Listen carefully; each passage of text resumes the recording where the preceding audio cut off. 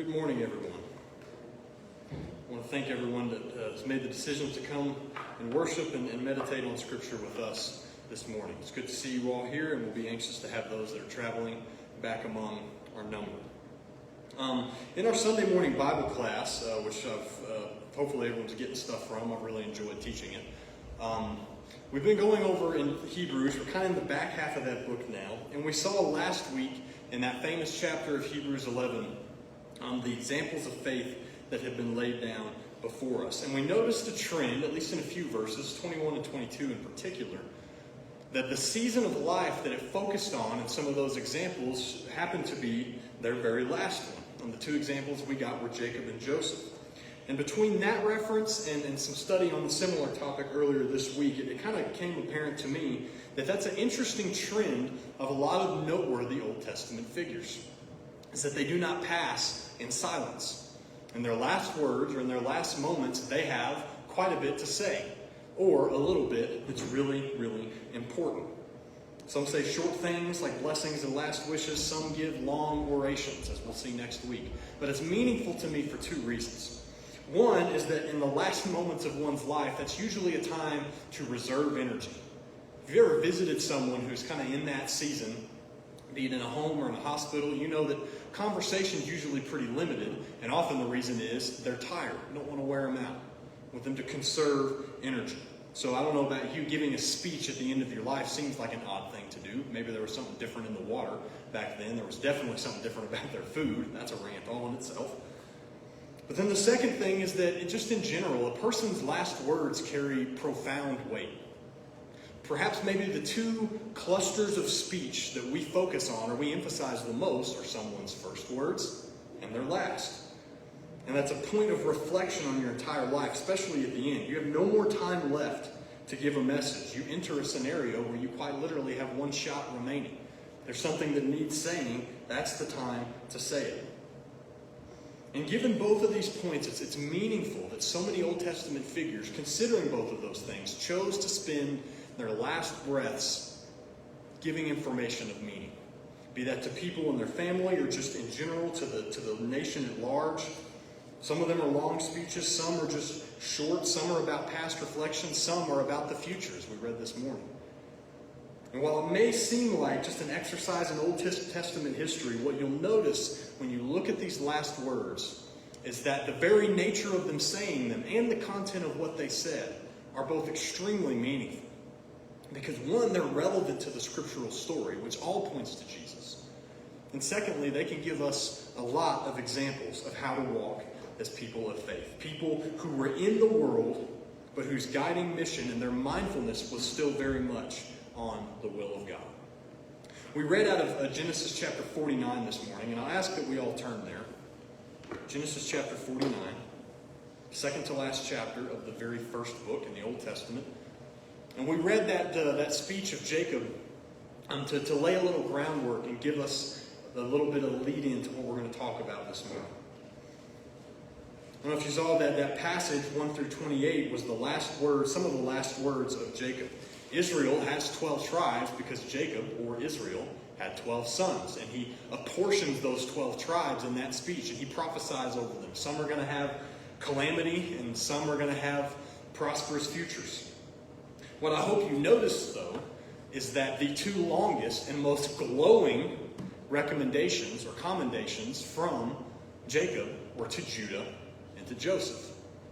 Judah, hopefully, for obvious reasons, I hope you saw there's some prophecy in there, because as we know, the Lion of Judah is the Messiah, Christ. And so he says there's a blessedness on Judah because you will be the one to deliver Shiloh, to deliver the Messiah. And Joseph, just because, well, if you've read the last parts of Genesis, you know Joseph is just flat out a good guy. He leaves a special story, and maybe we were familiar with the story. Joseph was kind of favored or shined upon amongst his other brothers. His brothers got really jealous. They sold him into slavery. Some wanted to kill him. They sold him into slavery. But God is with Joseph. And this is just a summary of the chapters before this one to lay some groundwork. Joseph, he's eventually traded into slavery in Egypt. But God is with him. People see godliness about him. He's hardworking. He's industrious. And before long, literally rags to riches kind of thing. He's overseeing all of Egypt. He's overseeing all of Potiphar, the chief of staff to Pharaoh. He's living in his house, managing his affairs.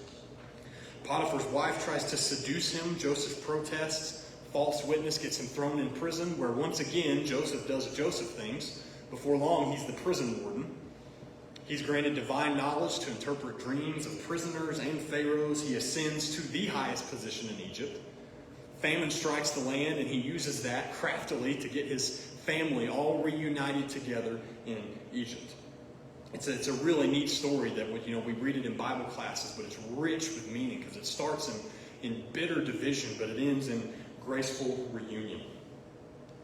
And so the real subject matter of all of that I want to look at is knowing all of what just happened, knowing this scenario, and they're living in Egypt. The last words of both Jacob and Joseph are quite meaningful and pretty impactful. So we're going to start our reading in Genesis 49 at the very end of that chapter, 29 through 33. These are the words of Jacob, the last words of Jacob. Then he charged them and said to them, I am to be gathered to my people. Bury me with my fathers in the cave that is in the field of Ephron the Hittite, in the cave that is in the field of Machpelah, which is before Mamre in the land of Canaan, which Abraham bought with the field of Ephron the Hittite as a possession for a burial place. There they buried Abraham and Sarah his wife. There they buried Isaac and Rebekah his wife. And there I buried Leah. The field and the cave that is there were purchased from the sons of Heth. And when Jacob had finished commanding his sons, he drew his feet up into the bed and breathed his last, and was gathered to his people. Jacob, after laying out he blesses all his sons. He issues prophecy over them that essentially lays out what how the 12 tribes of Israel will be known. And he got nothing wrong, by the way, divine prophecy through Jacob. And in his last wishes, he says, go bury me in my homeland. Bury me where Abraham is, where Isaac is, where my spouse is, where my mother is. And he crawls into bed and he breathes his last. Now, at this point, Jacob's lived a pretty successful life. Jacob is one of those figures, personally, that I wrestle with, because if you know Jacob's early story, you know he was a knucklehead. He's just not, he's a deceiver. He kind of works behind the scenes, but God chooses him. God chooses him and favors him and uses him to be this next generation of kind of proliferation of the Jews. And he's seeing God's favor upon him. And despite being comfortably nestled, remember they're in Egypt right now. He's comfortably nestled in Egypt. He hasn't lost sight of who he is or where he's from. He says, I want to go back to my homeland. I want to go back to Canaan, the land that God has promised us. He hadn't forgotten where he was from or where his roots were, because importantly, he had not forgotten God. And so you might think maybe you're not seeing the meaning of that in Jacob, but I really hope it shows up in Joseph. It's really meaningful in Joseph's life. So let's keep reading. In chapter 50 now. Then Joseph fell on his father's face and wept over him and kissed him. And Joseph commanded his servants, the physicians, to embalm his father. So the physicians embalmed Israel. 40 days were required for him, for such are the days required for those who are embalmed. And the Egyptians mourned for the 70 days. Now when the days of his mourning were past, Joseph spoke to the household of Pharaoh, saying, If now I have found favor in your eyes, please speak in the hearing of Pharaoh, saying, My father made me swear, saying, Behold, I am dying in my grave, which I dug for myself in the land of Canaan. There you shall bury me. Now therefore, please let me go back up and bury my father, and I will come back. And Pharaoh said, Go and bury your father, as he made you swear. Joseph is following through on Jacob's wish. But I hope you see here that this is it's pre-Exodus. This is pre-friction between the Jews and Egyptians. It seems odd because of how well we know that story, that Hebrews could possibly be this highly thought of. But notice Jacob does not have a high position in Israel. He's just the father of someone who does. Nonetheless, he's treated like royalty. A point of history that maybe you haven't thought about, if he was embalmed by the Egyptians, that means Jacob was a mummy. He was mummified in the traditional Egyptian fashion. That's what Egyptian embalming means. He was embalmed, and then Joseph takes him back. And not only does he take him back, you'll see in verses 7 and 8, practically a delegation goes with him. People from Pharaoh's house, people from the elders of Egypt. Jacob was so highly thought of. Egypt just lavished him in honor. They said, we'll send a whole convoy with you. to help you accomplish this task of burying your father. And so not only does he get permission, he gets support. And they go back to Canaan. They have another session of mourning. And then in verses 12 through 14, Joseph and all of his brothers bury him in Canaan. Bury him in his homeland as commanded. Now we read all of this to demonstrate a few things. We're going to keep building on this, but I just want you to track the idea we're following. Joseph's family, including Jacob, were deeply integrated in Egyptian culture. Joseph had lived there for a while now. Joseph, at this point, he's already taken an Egyptian wife. He has an Egyptian job. They've had at least half Egyptian children. They had Egyptian titles. His family was being buried and mourned as Egyptian citizens. This is what makes Jacob's last words so meaningful to me. How easy would it have been to just resign to the fact that I'm an Egyptian now? Egypt has resources. Egypt was perhaps the most thriving civilization of its time. Historians still scratch their head over how they were able to build what they built.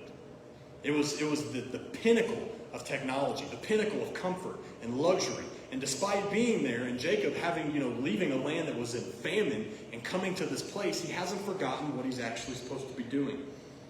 It would be easy to resign to the comforts of Egypt and say, well, I guess we're Egyptians now. No. He says, God gave us, my people, a land. God has walked with me covenantally through my life. God is the one who gives me my divine mission, which involves inheriting a place. And so in his mindfulness of God's promise, even in his last days, he's thinking, I'm going back home. I'm staying true. I want to be part of the plan of God, despite my comfortable circumstances. Jacob is not so swayed by the immediate comforts of the world that he's in. So much so that he would lose sight of the big picture. He was promised a holy land. He's been chosen by God, and he chooses to lay hold of that. And you can see this in his last days. His last days are full of introspection, of gratitude, thinking about the future, and it all hinges on the nature of God. One of my favorite lines in Genesis is just a chapter before. We don't have this up here. But in Genesis 48, Joseph brings Jacob Ephraim and Manasseh, his two sons. And Jacob's, much like his dad did, must have been hereditary, is going pretty much blind at this point. So he brings them into the room and he says, Dad, these are my sons. And Jacob's the coolest thing. Jacob says, there was a time I thought I'd never see your face again. And here I am holding your offspring. Just this beautiful big picture statement where he's like, man, there was a day I thought you were dead, and now I'm holding my grandkids. He's just in this big picture of gratitude. And you might be able to attribute some of this to just being a soft, sentimental old man, but it's impressive nonetheless. It's even more impressive in Joseph. As we read on in the text, we see that Joseph, I can't bring a mark against Joseph. He just continues to impress with his integrity. In chapter 50 now, looking at verses 15 through 21, now that Dad's gone, his brothers start sweating a little bit for obvious reasons. What's he going to do to us? Now we sold him into slavery. What's he going to do to us now that Dad's out of the picture? Verse 15, when Joseph's brothers saw that their father was dead, they said, perhaps Joseph will hate us and may actually repay us for all the evil we did to him. So they sent messengers to Joseph, saying, before your father died, he commanded, saying, thus you shall say to Joseph, I beg you, please forgive the trespass of your brothers and their sin, for they did evil to you. Now please forgive the trespass of the servants of the God of your father. And Joseph wept when they spoke to him. Then his brothers also went down and fell down before his face, and they said, behold, we are your servants. Now that Dad's gone, the brothers think, surely brother's good nature has run out. He's been putting on this display for Dad. He's got all this power, all this prestige, all this influence. He's in one of the most literally in one of the most powerful human offices in the world at the time. And so they said, let's remind him that Dad told us to beg him for forgiveness. And they come to him preemptively and they're like, we're ready to be your slaves. Very prodigal son-like. Just let us be your servants. But even Jacob underestimated Joseph's good nature. Because in verse 19, Joseph said to them, don't be afraid, for am I in the place of God? But as for you, yes, you meant evil against me, but God meant it for good, in order to bring it about as it is this day, to save many people alive. Now therefore do not be afraid. I will provide for you and your little ones. And he comforted them and spoke kindly to them. Joseph has no bitterness. He has no malice. He has no attempt for revenge. He chooses to adopt a response of godliness, despite having all the resources and all the position possible to not do so. He was in a perfect kind of chess move position where he could have had his way with them. And he says, yes, you've done me evil, but God rendered it for good. God, he said, man, think of Joseph's life. He's been brought out of slavery. He's been brought out of prison. Time after time, Joseph clings to who God is and God's principle. And he says, man, I've seen that when I'm in chaos, God renders it for good, and he transforms it to good. How godly would I be if I took your repentance right now, this goodness, and tried to add to it some evil? He says, as a matter of fact, we talked about this in Bible class, God used your evil for good. It brought us all here to Egypt. We're exempt from famine. We're well fed. We're well taken care of. Your kids have a comfortable place to be raised. We escaped famine. We saved a lot of people from famine. None of that would have happened if you hadn't sold me into slavery. Recognition that God can author good out of any circumstances for those that love him. That's how we closed last week. He has all of the means and motive and power and resources to exact revenge, and he chooses grace. He's not forgotten the God who saved him, elevated him, prophesied through him, strengthened him. He's seen God move in his life, and he's watched him transform circumstances. And so he chooses to embody the nature of God instead of the nature of selfish man. But Joseph's mindfulness of God does not stop there. It gets better still when we read the final verses of Genesis 22 to the end of the chapter. Joseph dwelt in Egypt, he and his father's household, and Joseph lived 110 years. Joseph saw Ephraim's children to the third generation. The children of Machir, the son of Manasseh, were also brought up on Joseph's knees. And Joseph said to his brethren, I am dying, but God will surely visit you and bring you out of this land to the land of which he swore to Abraham, to Isaac, and to Jacob. Then Joseph took an oath from the children of Israel, saying, God will surely visit you, and you shall carry up my bones from here. So Joseph died, being 110 years old, and they embalmed him, and he was put in a coffin in Egypt. And thus the first chapter of the biblical story ends. When Joseph's time comes to shuffle off this mortal coil, he makes a profound statement. God will come and deliver you. And when he does, not if, when, take my remains with you. Hebrews 11 calls this a statement of faith. Joseph, throughout his life, has so much confidence in who God is. He says, if God says we're going to Canaan, we're going to Canaan. And so when you go, not if, when, take my bones with you. He can't see the future. He doesn't know they're about to go into slavery for 400 years. It doesn't matter. Imagine the rush of emotion to be the ones carrying his coffin out of Egypt 400 years later. Carrying literally a mummified Joseph out of Egypt. And think, man, why was Joseph so imperative that we were going to Canaan? Why was he so imperative that that's what life was about instead of here? 400 years later, Moses and company carrying his casket. Saying, this is why. Because he was confident in who God was. Now, why the review of these guys' final words? What's meaningful about this? And I'm restating a little bit here, but I hope you see this. The thing that makes both of these gentlemen's last words and last wishes and where their headspace is at when it matters most, why it's so meaningful to me, is the backdrop against which they maintain this awareness of God's presence and an orientation towards God's commands. Again, they're living in the most prosperous place in the world. Joseph was at one point, he was the chief over all of Egypt. He was perhaps one of the most influential men in the world. Money and power. And yet he's not swayed.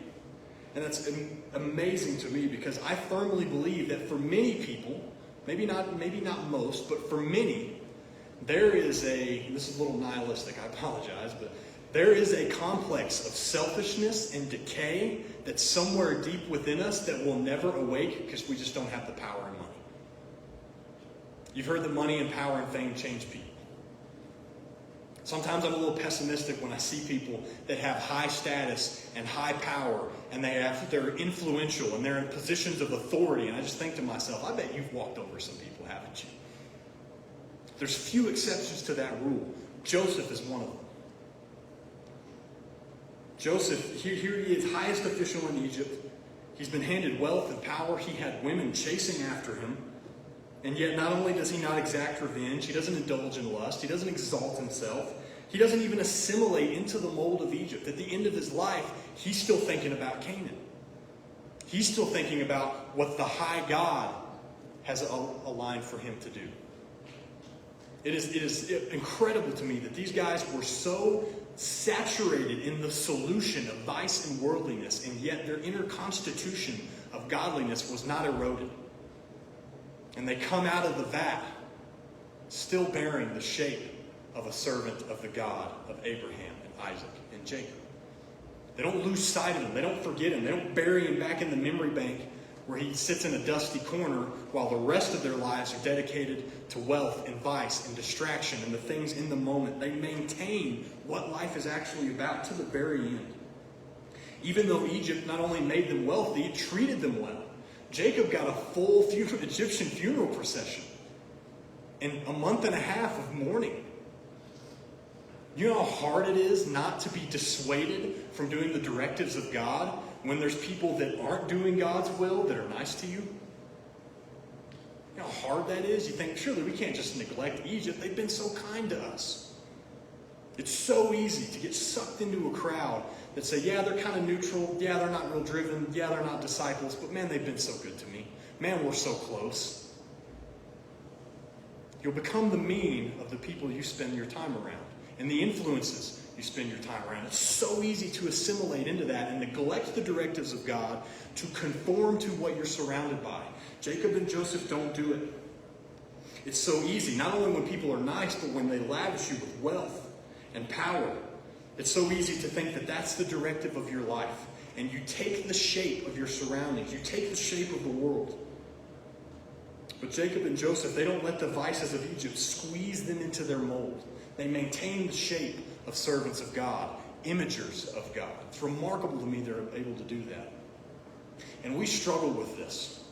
In study this last week, I was listening to the minister Alistair Begg, real entertaining guy to listen to. And he said, this is the great challenge for us, as it was for Joseph, to be an Egyptian, have an Egyptian job, an Egyptian wife, or for us to be an American, have an American job, American spouses, and have this pull for local identity and be able to tell our family and our kids and our grandkids, this isn't it.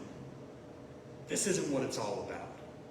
What it's all about is the kingdom of God that we're being called to.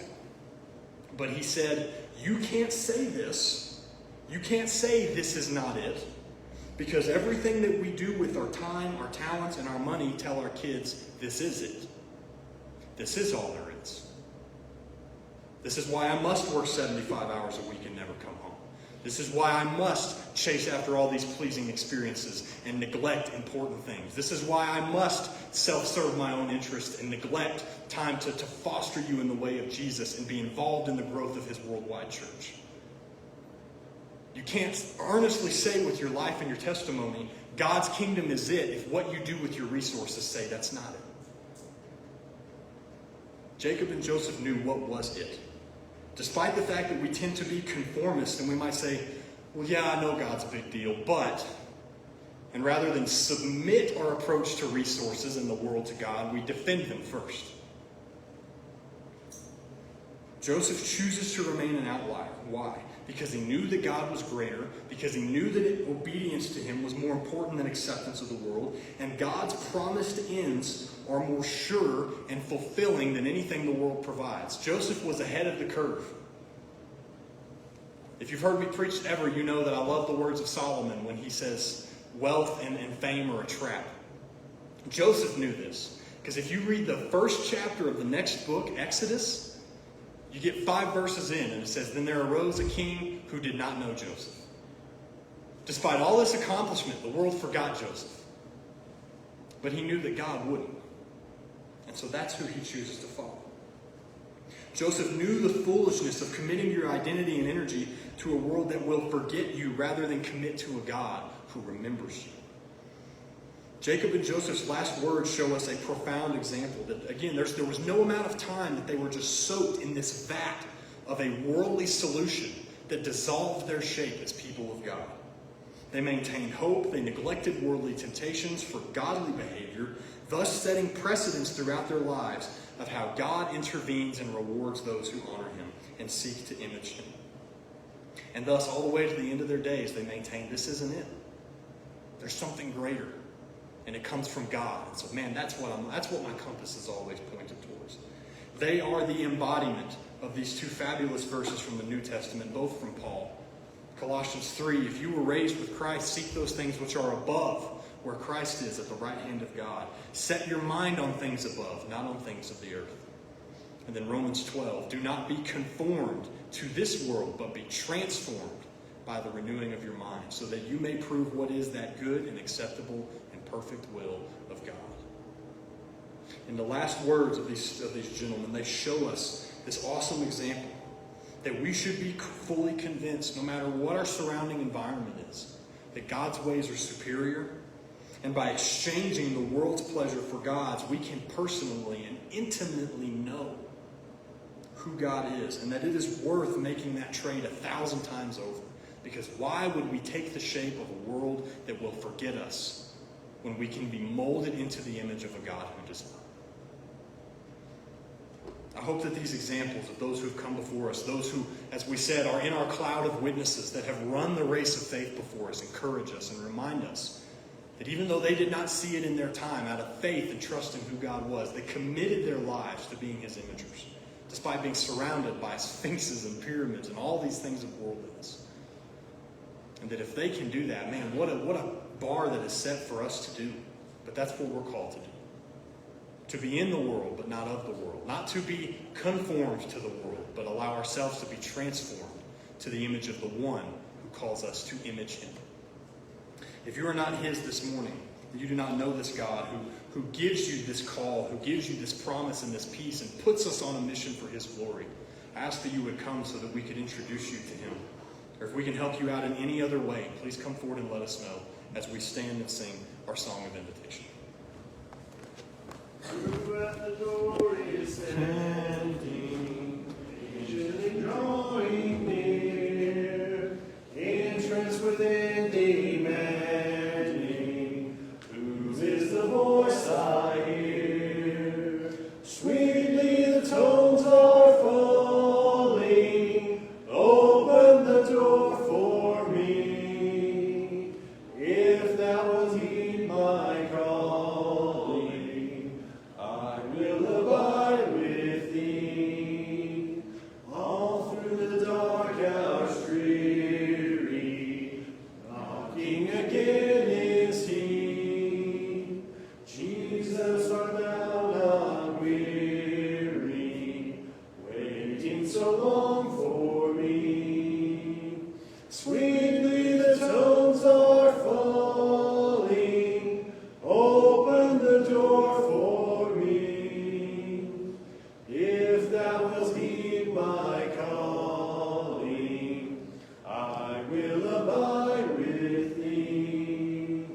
Door of my heart I hasten, thee will I open wide, though we rebuke and chasten, he shall with me abide.